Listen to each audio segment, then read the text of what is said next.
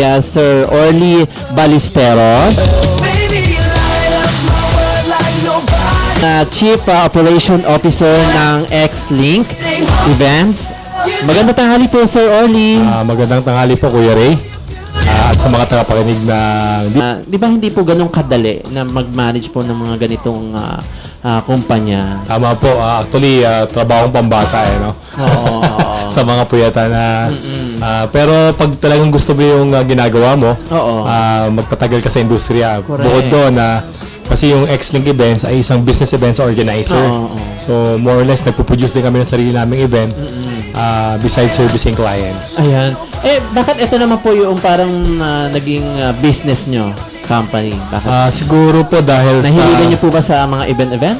Bata pa lang ako, nagagawa na ako ng event yung nag-doorbell sa mga apartment, sa subdivision. Yung start So, organizer na talaga ng event. So, ever since po, yung passion about events. Passion nyo na talaga, Yes. yung ganun, kamusta naman po yung mga, yung mga previous na mga events nyo po? Kasi may iba't ibang mga tema po yan ng mga events, di Tama ba? po. Yung pinaka-first ninyo pong event na ewan ko kung natatandaan nyo pa, kamusta naman po ang naging feedback? Syempre, nandoon parang nagbigay kayo ng mas lalo nyo ipagbuti pa. Tama po, naalala po namin, yun yung Hobbies Turn Business sa Mega Trade Hall 1. Yun po yung una. Yun yung una. Yun po yung kauna-una ang Business Expo for SME. So, marami mong sumali. So, na-hit namin yung market at yun na po, doon na nag-start yung X-Link na gumawa pa ng maraming events. At saka yung ganun po, parang talagang lakasan ng loob po yan, di ba? Siyempre, una, mamumuhunan ka. Siyempre, yung venue niyan, yung mga tao nyo. So, nag-start po kayo sa ilang tao po ninyo? Nagsimula po kami sa 5 tao. 5 tao. Opo, so, ngayon po, ilang tao? Mga nasa 30 na po kami. 30 na po ang mga staff nyo kasama na si Miss Hana. Opo. Mukhang masipag naman si Miss Hana. Opo, matangkad yan dati Sobrang dami ng trabaho. Sobrang tangkad po dati. Ngayon po, mas lalong tumangkad at na nakita ko hanggang ngayon. Ayan.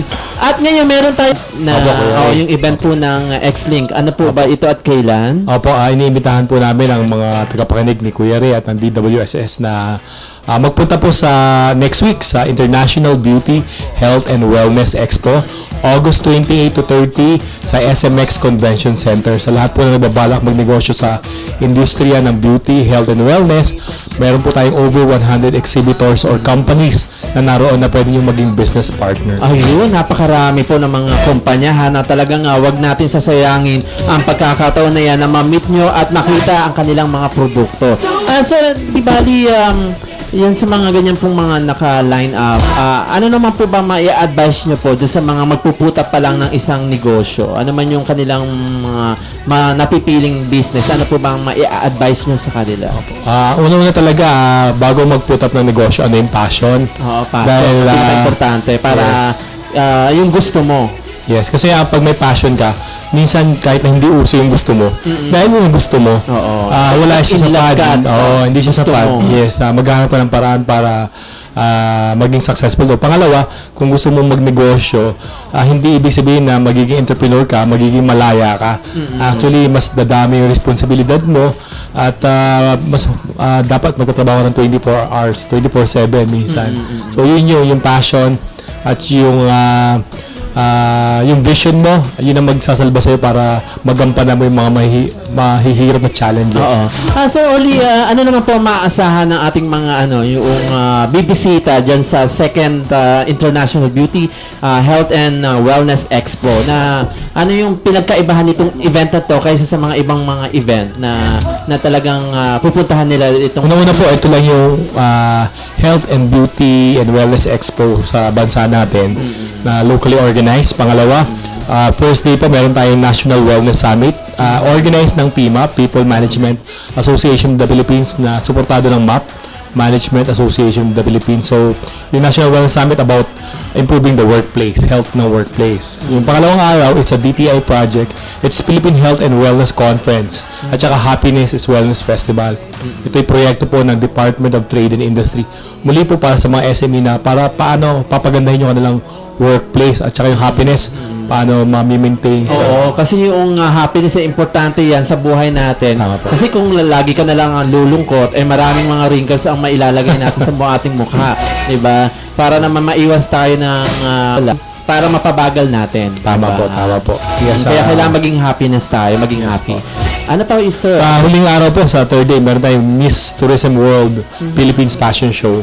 So, ito yung pre-event ng Miss World Tourism Philippines competition. Ayun, magkakaroon sila ng chance para ma-meet nila yung mga nagagandahang mga dilan. Tama po, tama po. At sir, ayan, Sir Orly, anyayahan natin yung ating mga nakikinig, yung oras at araw at ito ba mayroong entrance na Opo, meron siyang entrance 50 pesos. Pero kung pupunta po kayo sa www.beautyhealthwellnessexpo.com.ph at doon mag-rehistro, libre lang po ang registration.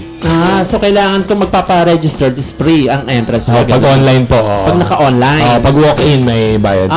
So pag mag-walk-in ka, may bayad ka na 50. Kailangan na tayo, registered sa online para bayad. Libre na tayo, di ba? Ano po yung contact number, Sir Orly, para sa mga inquiry po natin? Po, salamat po Kuya Ray. Bali, tumawag kayo sa 643-3887 or email nyo lang kami sa info@xlinkevents.com. Doon po sasagutin namin kayo. Pag gusto nyo ng additional information sa www.beautyhealthwellnessexpo.com.ph. Ayan, maraming salamat po, Sir Orly. Maraming po yung salamat din, Kuya Ray. Okay, yan po si Sir Orly Ballesteros, Chief Operations Officer ng X-Link Events. Nako mga kaibigan, wag natin sayangin ang chance na ito ha, na kita-kita tayo 2nd International Beauty, Health and Wellness Expo sa August 28, 29, 30 sa SMX Convention Center, Pasay City. At nako ha, si Kuya Ray meron dyan na cooking demo at sa day 2 no, August 29. Nako, ayan kaibigan, sure na sure ako pupunta ang ating mga listener dyan at marami na nagte-text sa akin. Nako ha, makikita nyo ako siguro mga 10 ng umaga. Nako, nandun na kayo, pila kayo ha. Ayun, para may libre kayong products ko. Ayun, maraming salamat muli Sir Orly.